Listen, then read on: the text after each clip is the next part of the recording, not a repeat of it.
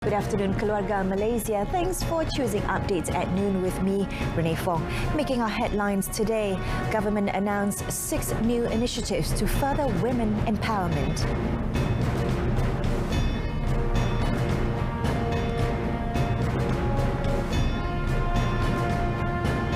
Country's border to reopen on 1st of April.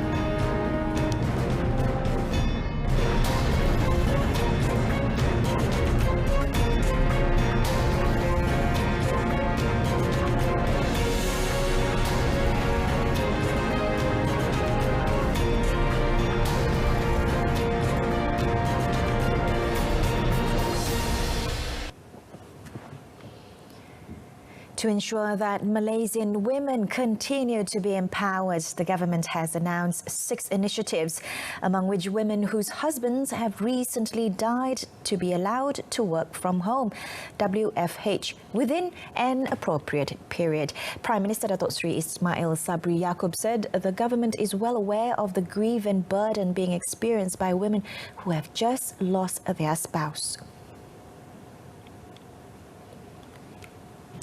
Ketua Jabatan dan Pengurusan Tertinggi semua organisasi adalah digalakkan. Ini ada KPPA ni. Ketua Pengarah Perkhidmatan Awam ada sini. Di sini tulis digalakkan. Kalau boleh saya nak tulis diwajibkan. Diwajibkan untuk membenarkan wanita tersebut untuk bekerja dari rumah dalam tempoh bersesuaian bagi membolehkan urusan keluarga serta peninggalan suami diselesaikan. The Prime Minister said this in his speech at the Women's Day 2022 celebration in the Kuala Lumpur Convention Centre last night. Besides this, he said a proposal to make it mandatory for at least one woman director to be appointed to public listed companies is expected to take effect on 1st September and 1st June next year for other listed companies. Apart from that, the government has also set up the National Women's Council, established the Anti-Sexual Harassment Bill and strengthened the Hakam institution under the Sharia court to help women who had to face a lengthy divorce process. The borders of the country will be reopened on 1st April. Prime Minister Datuk Seri Ismail Sabri Yaakob, when announcing this, said the move is in line with the plan on entering the transition to endemic phase, as well as announcements to revive the overall national economy, especially the tourism industry, which had been hit by the pandemic. Dengan pembukaan semula sempadan negara ini, rakyat Malaysia yang mempunyai dokumen perjalanan yang sah kini boleh keluar masuk negara seperti biasa serta dibenarkan untuk pergi ke mana-mana negara yang turut membuka pintu sempadannya kepada penggembara luar. Dalam masa yang sama, rakyat luar negara dengan dokumen perjalanan yang sah juga boleh melakukan pergerakan keluar masuk ke Malaysia tanpa perlu lagi memohon My Travel Pass yang akan dimansuhkan. Sebaliknya hanya perlu muat turun dan mengaktifkan aplikasi My Sejahtera serta melengkapkan pre-departure from melalui fungsi Traveller dalam My Sejahtera. Datuk Seri Ismail Sabri said individuals who have been fully vaccinated do not need to undergo quarantine and they only need to take the COVID-19 RT-PCR detection test 2 days before departing and the professional RT-KAG test within 24 hours after their arrival. The status of other vaccinations, such as not receiving vaccine due to medical reasons and not receiving any vaccinations, details on the procedure will be announced by Health Minister Khairi Jamaluddin today, while the list of detailed standard operating procedures SOP at international checkpoints on land and seas would also be issued by the relevant ministries soon.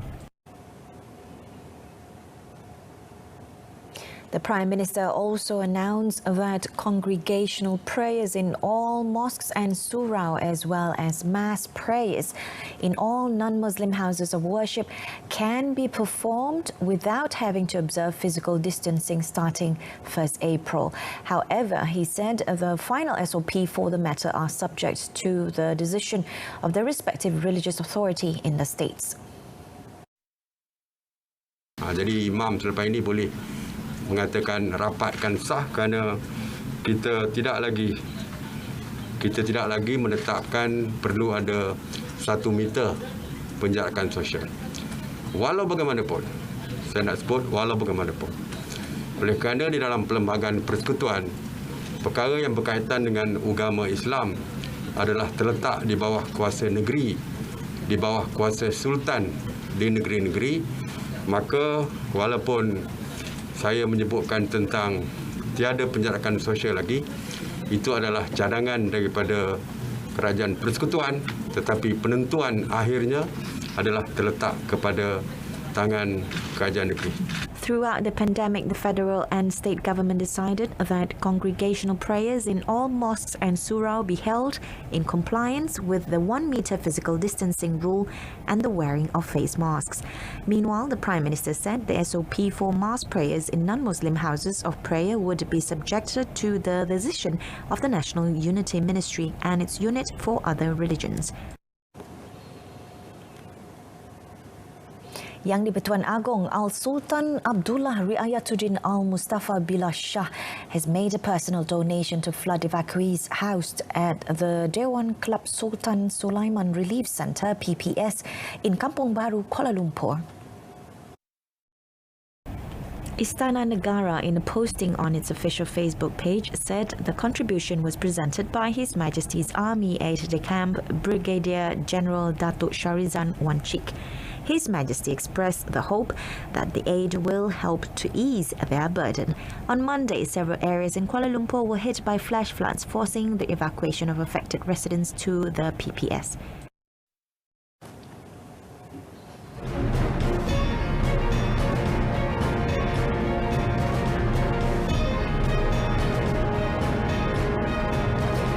Incessant rainfalls caused quarry rockfall, burying 2 people.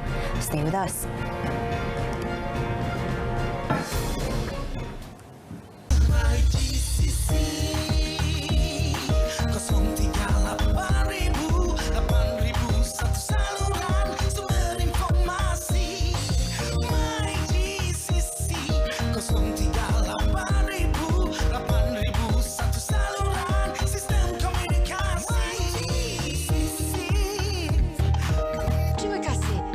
Hubungi 03 8000 8000 Malaysia Government Call Centre. Welcome back. Heavy rainfall over the past 2 weeks is one of the contributing factors for the rockfall incident in a quarry that caused 2 victims to be buried in Kramat Pulai, Simpang Pulai, Ipoh yesterday. Perak Department of Mineral and Geoscience JMG Director Dato' Ahmad Zukni Ahmad Khalil said the quarry was one of the most active quarries operating in Simpang Pulai. Dato' Ahmad Zukni said his department had already sent several officers to monitor the scene to ensure it is safe for the rescue team to conduct search and rescue operations. The 2 victims believed to be buried in the incident were identified as Kiao Lu Siu Sun, 49, and Itam Lasso, 43, while 2 other victims, Muhammad Razli Suhaimi, 35, suffered a broken leg, and Pan Tam, 38, sustained minor injuries. Meanwhile, Perak Police Chief Dato' Mior Faridallah Trash Wahid was reported to have said that the search and rescue operations for the 2 victims who were feared buried under the quarry rubble were postponed due to earth movements still being detected in the area and unfavorable weather conditions.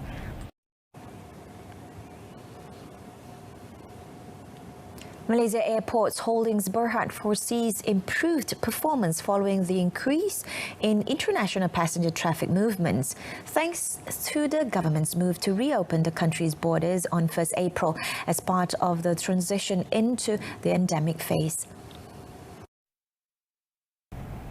Prior to the COVID-19 pandemic, Malaysia received 26 million tourist arrivals into the country, which generated a total of 86 billion ringgit in tourist expenditures. Malaysia Airports Chairman Datuk Seri Dr. Zamri Abdul Kadir said, with borders reopening, the country will be able to regain this source of income. On top of that, he said global market demands on local industries will also increase, and all this will potentially spur Malaysia's economy recovery at a faster rate.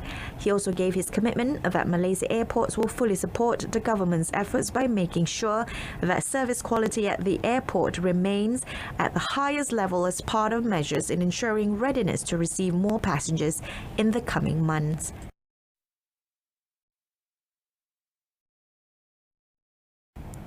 Meanwhile, the tourism sector can now breathe a sigh of relief following the announcement of borders reopening. Malaysian Association of Tour Agency MATA President Datuk Muhammad Khalid Harun said its members welcomed the good news and would be implementing various domestic and foreign promotion packages to attract tourists. In a statement, he said they would comply with the SOP that will be set and continue to support and assist the Tourism, Arts and Culture Minister Mochak to promote Malaysia at the international stage. Meanwhile, Malaysia Budget and Business Hotels Association, MyBHA Deputy President Dr. Sri Ganesh Michel said, although the recovery of the hospitality and tourism industries will take a long time, he hoped that the SOP can be issued before the borders reopen to avoid confusion.